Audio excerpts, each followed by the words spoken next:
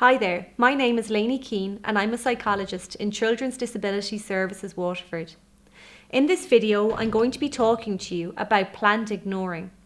Planned ignoring is exactly what it sounds like. It involves not paying attention to behaviour you don't want to see. Planned ignoring is a great strategy for behaviour that is undesirable but still relatively harmless to your child.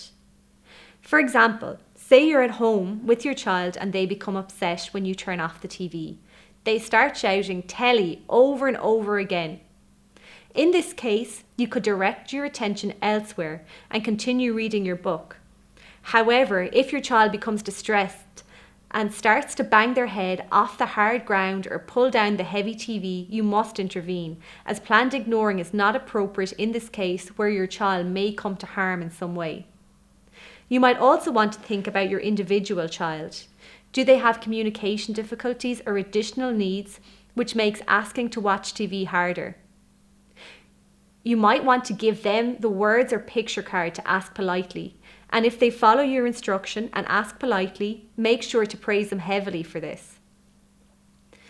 There are a few tricks to remember when using planned ignoring. Number 1.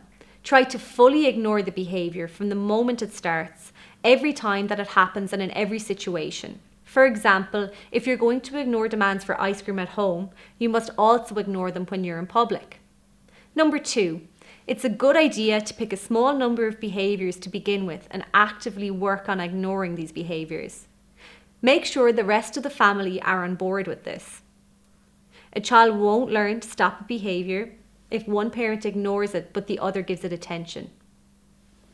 Number 3, it's always completely normal for the behaviour to get worse once you begin to ignore the behaviour.